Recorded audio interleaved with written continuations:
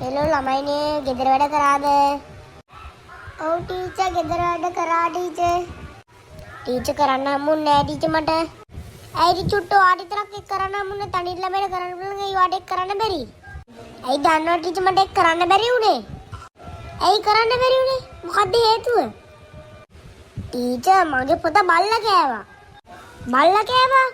ඇයි ඔයා කිව්වනේ ඔයාට බල්ලෙක් නෑ කියලා? ටීචර් එදා ටීචර් චුට්ට කිව්වා ඒගොල්ලන්ට බල්ලෙක් නෑ කියලා ටීචර්.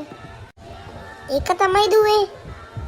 ටීචර් එහා ගෙදර බල්ලා ටීචර් මගේ පොත කෑවේ. මොකක්? එහා ගෙදර බල්ලා කොහෙන්ද ඔයාගේ පොත කෑවේ? ඔන්න ගයිස් ඒක තමයි මේ අද වීඩියෝ එකෙන් උනේ. තවත් දුරටත් ඔයාලට වීඩියෝස් ඕන නම් ලයික් කරලා ෂෙයා කරලා කමෙන්ට් දාලා සබ්ස්ක්‍රයිබ් කරලා channel එක තියාගන්න. එහෙනම් යනවා ගයිස් බයි. කොහොමද යාළුවනේ මගේ විහිළුව ටීචර් දුන්න. ඔයාලත් ඒ වගේ විහිළු කරන කමෙන්ට් එකක් දාගෙන යන්න. බයි ගයිස්. එහෙනම් අපි යනවා.